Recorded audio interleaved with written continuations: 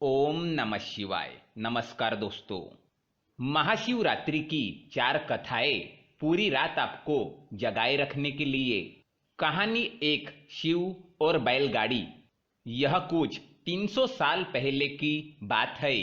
कर्नाटक के सुदूर दक्षिण क्षेत्र में अपनी बूढ़ी माँ के साथ एक योगी रहते थे। उनकी माँ काशी जाना चाहती थी ताकि वह विश्वनाथ जाकर शिव की गोद में प्राण त्याग सके। इसके अलावा उसने अपने जीवन में अपने बेटे से कभी कुछ नहीं मांगा था। उसने कहा, मुझे काशी ले चलो, मैं बूढ़ी हो रही हूँ, मैं वही जाके मरना चाहती हूँ।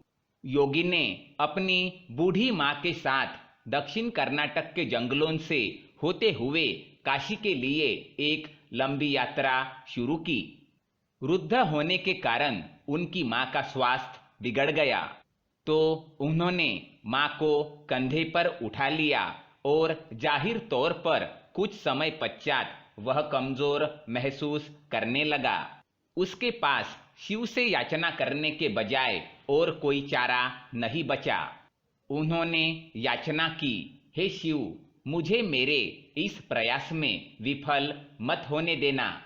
बस यही एक चीज है जो मेरी माँ ने मुझसे मांगा है। कृपया मुझे इसे पूरा करने दे। मैं इन्हें काशी ले जाना चाहता हूँ। हम वहाँ सिर्फ आप ही के लिए आ रहे हैं। कृपया मुझे ताकत दे। तब जैसे ही उन्होंने चलना शुरू किया तो पीछे से एक घंटी की आवाज सुनाई दी, जैसे कोई बैलगाड़ी आ रही हो। उन्हें धुंध से उबरती हुई एक बैलगाड़ी दिखाई दी जिसे एक बैल खींच रहा था, जो थोड़ा अजीब था क्योंकि एक बैल वाली बैलगाड़ी छोटे रास्तों के लिए होती है। जब सफर लंबा और जंगली इलाके से होते हुए हो तो हमेशा 2 बैल ही गाड़ी को खींचते हैं। पर जब आप थके हो तो ऐसी बारीकियों को किसे परवाह। गाड़ी नजदीक आई पर वे चालक को नहीं देख पाए क्योंकि चालक लबादे में था और बाहर धुंध भी थी। योगी ने कहा, मेरी माँ बीमार है, क्या हम आपकी खाली गाड़ी में यात्रा कर सकते हैं? अंदर बैठे व्यक्ति ने सिर हिला के हाँ कहा। वे दोनों गाड़ी में बैठ गए और बैलगाड़ी आगे चलने लगी। कुछ समय बाद योगी का ध्यान इस ओर गया कि जंगली रास्ता होने के बावजूद भी बैलगाड़ी बहुत आसानी से आगे बढ़ रही थी। तब उन्होंने नीचे देखा और पाया कि पहिए घूम नहीं रहे हैं। वे रुके हुए थे पर गाड़ी आगे बढ़ रही थी। तब उन्होंने बैल की तरफ देखा और पाया कि बैल बैठा हुआ था पर बैलगाड़ी चल रही थी। तब उन्होंने चालक की ओर देखा और पाया कि वहां सिर्फ लबादा ही था। उसने अपनी माँ की ओर देखा। माँ ने कहा, अरे पागल, हम पहुंच गए, अब कहीं और जाने की जरूरत नहीं है, यही वो जगह है, अब मुझे जाने दो। इतना कहकर माँ ने शरीर छोड़ दिया। बैलगाड़ी और चालक सब विलीन हो गए।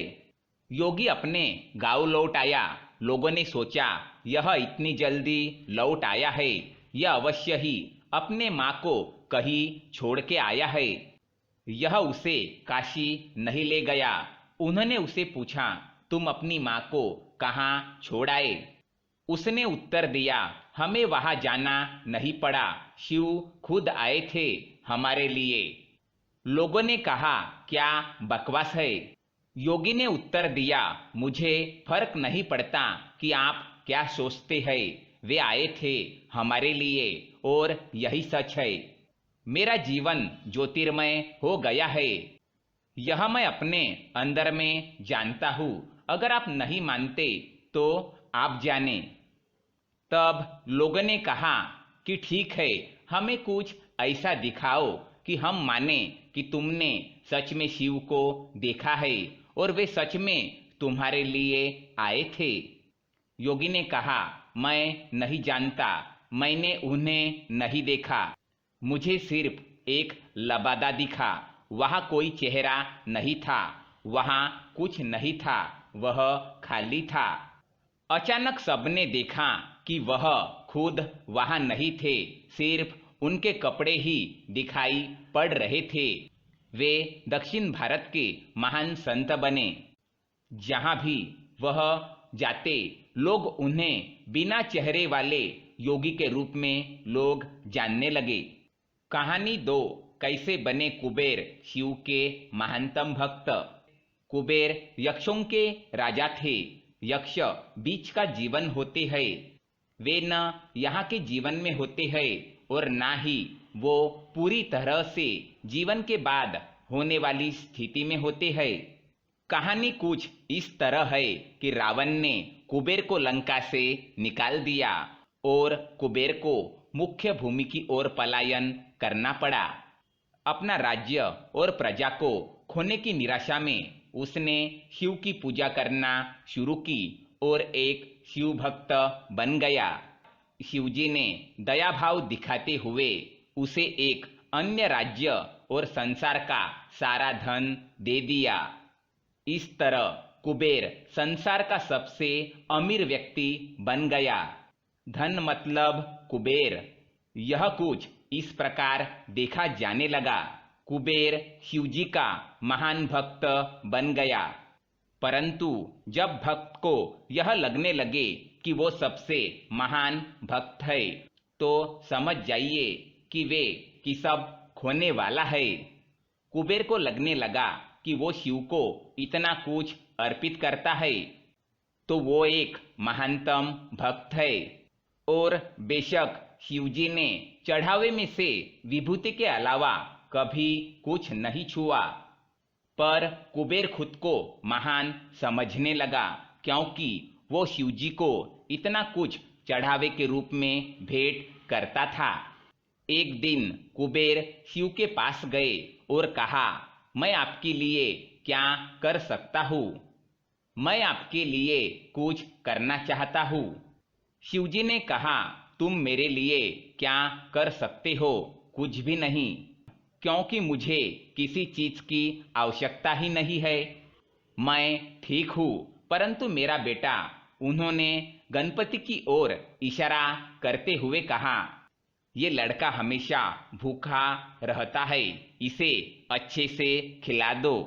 यह तो अत्यंत सरल है, कहकर कुबेर गणपति को अपने साथ भोजन के लिए ले गया। उसने गणपति को खाना खिलाना शुरू किया और वो खाते गए और खाते ही गए। कुबेर ने सैकड़ों रसोइयों की व्यवस्था की और प्रचुर मात्रा में खाना बनाना शुरू किया। उन्होंने यह सारा भोजन गणपति को परोसा और वे खाते रहे।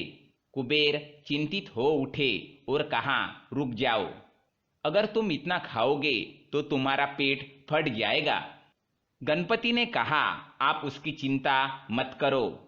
देखिए, मैंने एक सांप को एक कमर पेटी के रूप में बांध रखा है, तो आप मेरे पेट की चिंता ना करें। मुझे भूख लगी है, मुझे खाना खिलाए। आप ही ने कहा था कि आप मेरी भूख मिटा सकते हैं। कुबेर ने अपना सारा धन खर्च कर दिया।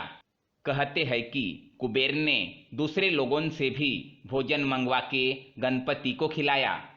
गणपति ने सारा भोजन खाने के बाद भी कहा कि मैं अभी भी भूखा हूँ, मेरा भोजन कहाँ है? तब कुबेर को अपने विचार के छोटेपन का एहसास हुआ और उसने शिव के सामने झुकते हुए कहा, मैं समझ गया, मेरा धन आपके सामने एक तिनके के समान भी नहीं है। जो आपने मुझे दिया उसी का कुछ अंश आपको वापिस देकर मैंने खुद को एक महान भक्त समझने की गलती की।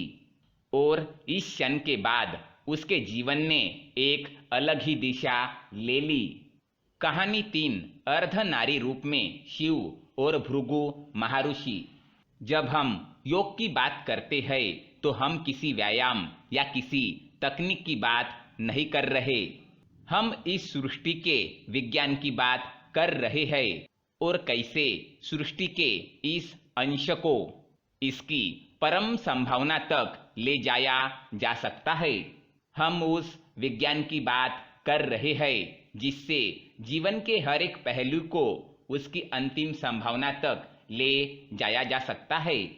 जब शिव योग का संचालन और सृष्टि की संरचना की व्याख्या सप्त ऋषियों से कर रहे थे, तब एक सुंदर घटना घटित हुई। सप्त ऋषियों में से एक ऋषि, जो बाद में भृगु महर्षि के नाम से जाने गए, शिव के एक उत्साही भक्त थे।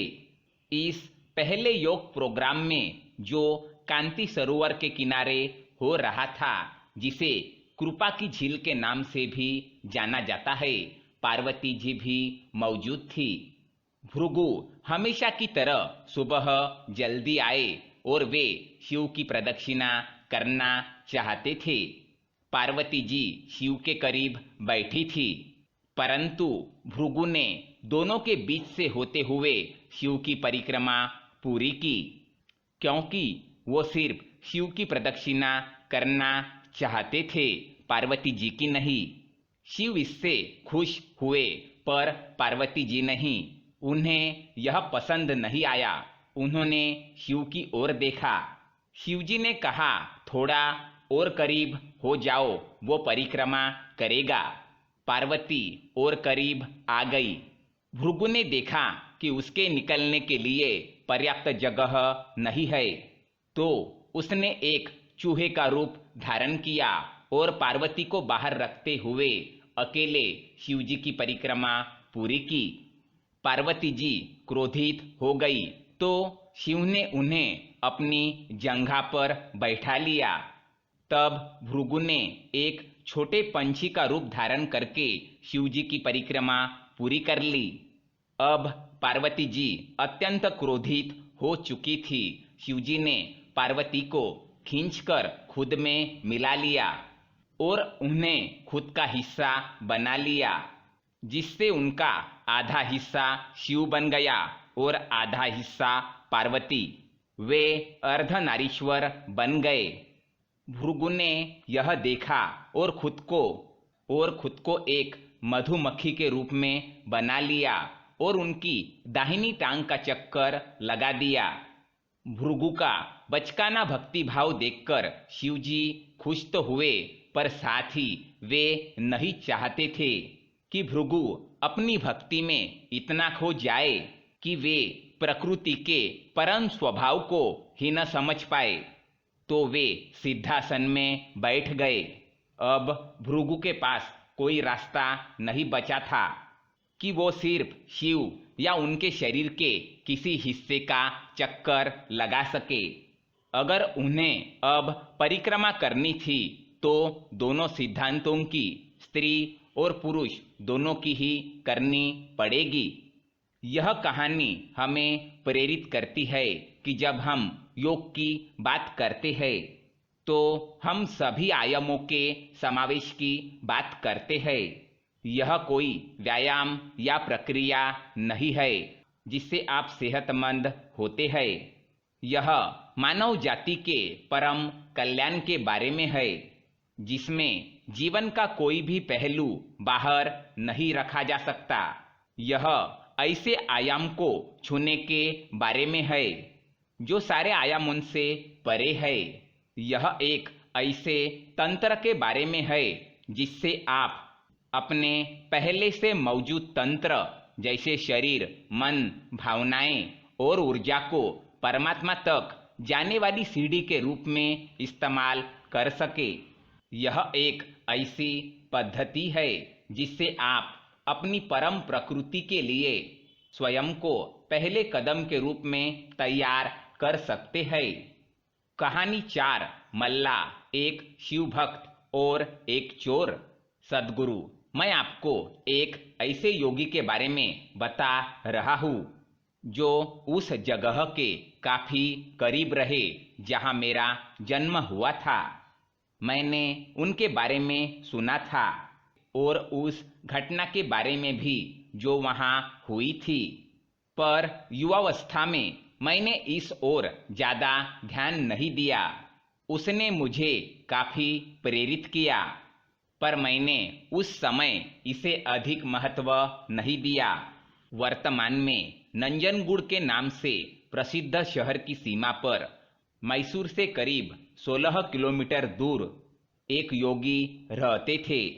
उनका नाम था मल्ला।